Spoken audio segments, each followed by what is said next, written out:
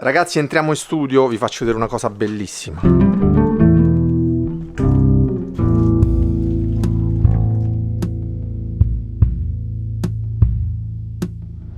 Ragazzi, avete mai pensato alla gioia di poter tirare fuori il suono che avete sentito in centinaia di brani? E se vi dicessi che dietro quel suono c'è quasi sempre un particolare modello di compressore?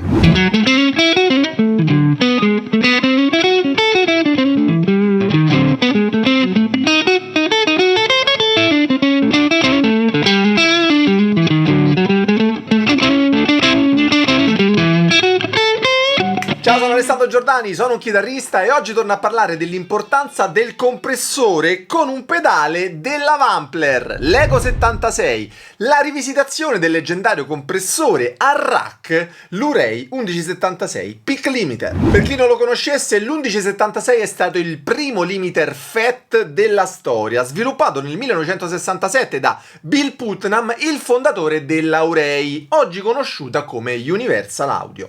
Di fatto, l'1176 è lo standard dei compressori in tutti gli studi di registrazione e viene usato praticamente su chitarre, voci, basso, batteria, nacchere. L'Ego 76 non è però il classico clone dell'1176, è piuttosto una rivisitazione in chiave moderna grazie proprio ad alcune innovazioni tecniche che lo rendono unico. Ed è lo stesso Brian Wampler ad affermare che per catturare la magia dell'1176 non è sufficiente riprodurre il circuito dell'1176. Manca infatti tutto il sapore dei preamp, della console, di tutti gli hardware che contribuiscono al suono finale. Ci sarà riuscito? Ma prima di ascoltarlo vi ricordo che trovate sempre il link in descrizione.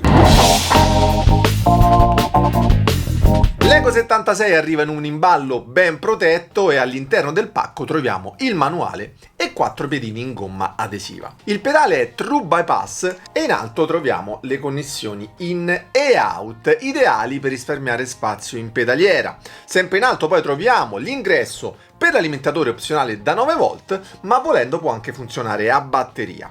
L'Ego 76 utilizza circuiti FET completamente analogici per ottenere un carattere distintivo e una compressione ultra veloce. Basta premere lo switch e un LED rosso indica chiaramente che il compressore è attivo.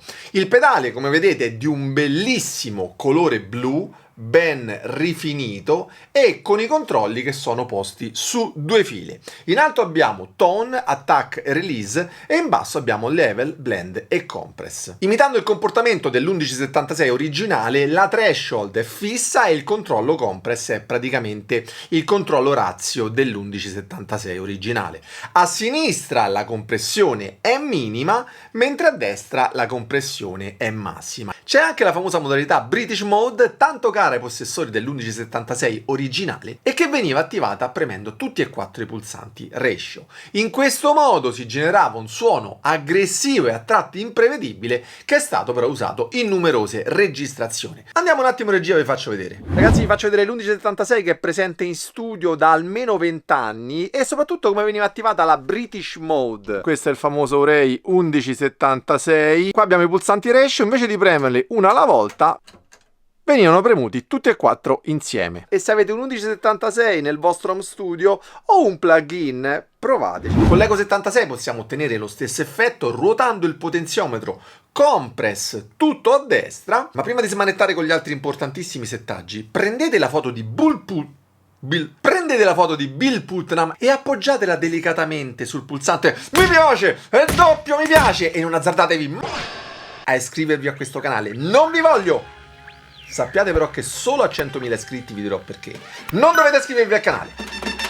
I controlli di attacco e rilascio si comportano in maniera molto intuitiva, sono posti però al contrario rispetto all'1176 originale. Tutta a sinistra per un tempo veloce e tutta a destra per un tempo lento. Un buon compromesso è usarli in maniera quasi opposta, ad esempio con un attacco lento e un rilascio veloce per una dinamica più schiacciata, delle note molto più sostenute e più controllate, ed è un settaggio che aiuta a far emergere la chitarra in un mix.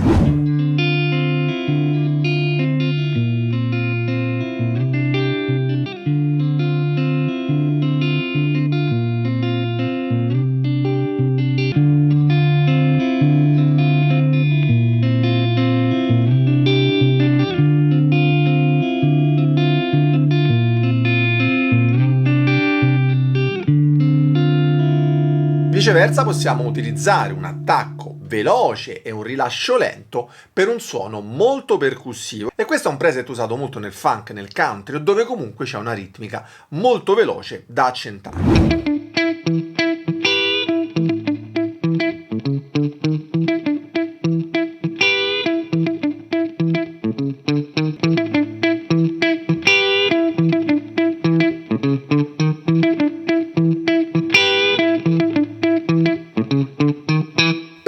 Ti suggerisco il mio corso suoni ed effetti in 2 volumi, dove ti insegno come usare i 16 effetti più comuni e come creare 29 catene effetti adatte a qualsiasi genere. Ti lascio il link qui sopra e in descrizione. Abbiamo poi 2 funzioni che non sono presenti nell'1176 originale. Il primo è il cosiddetto controllo blend, che permette di fare la cosiddetta compressione parallela, miscelando quindi il segnale compresso con quello non compresso, e questa è una pratica molto usata in studio di registrazione e sono contento che Brian Wampler l'abbia inserita nell'Ego 76. Girandolo praticamente in senso orario andiamo ad aumentare il segnale compresso, e questo è molto utile se ad esempio vogliamo utilizzare una grande quantità di compressione ma nello stesso tempo vogliamo preservare l'attacco miscelando il segnale non effettato.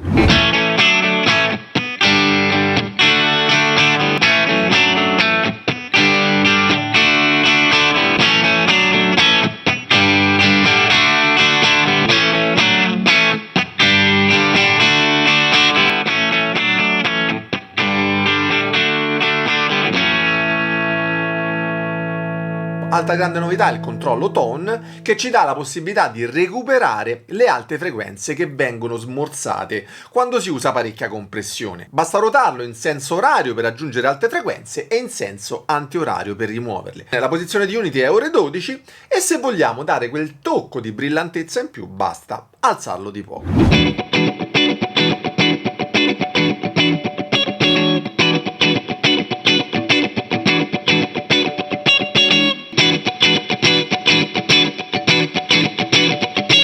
E infine con il controllo di livello andiamo a regolare il segnale in uscita. Mi aspettavo un piccolo meter ad indicare la quantità di compressione, sarebbe stato molto utile, però vabbè ragazzi, guardiamo il lato positivo, almeno impariamo ad usare l'orecchio. A livello sonoro l'Ego 76 è molto preciso, molto dettagliato e se ben settato aiuta a far emergere le note che stiamo suonando con molta chiarezza. Ovviamente possiamo passare da una compressione morbida ad una molto evidente e con molto sustain. Secondo me è uno di quei compressori che può rimanere sempre acceso nella nostra pedaliera, anche perché è evidente la sensazione che abbiamo di ricevere un suono più uniforme e ricco di sustain.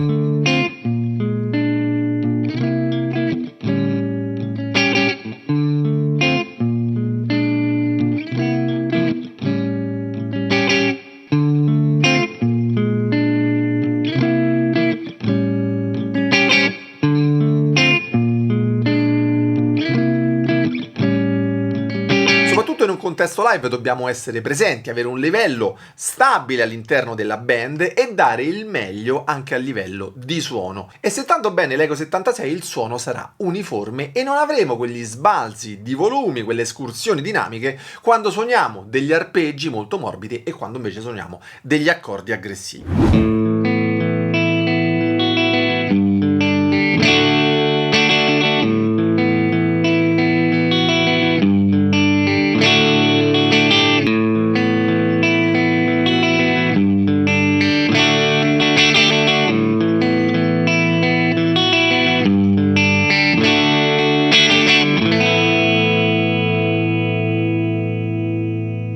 E usate anche bene i controlli di attacco e di rilascio, anche perché con alti livelli di compressione e tempi di attacco molto veloci la distorsione può essere evidente. Il compressore è facile da regolare, silenzioso e mantiene molto bene le basse frequenze della chitarra, quindi non fatevelo scappare. Ho apprezzato molto la disposizione del jack di ingresso e di uscita sulla parte superiore, che permette di risparmiare spazio in pedaliera. In generale è un pedale di ottima fattura, anche i potenziometri sono molto resistenti, molto precisi, e poi ragazzi il colore della finitura è veramente spettacolare, forse in video non rende quanto dal vivo. E poi il prezzo ragazzi è interessantissimo, 199 euro, molto più basso, non dico la metà ma quasi, del famoso, dove sta? eccolo, del famoso Kali 76. Trovate sempre il link in descrizione. Suona benissimo, è versatile, è silenzioso.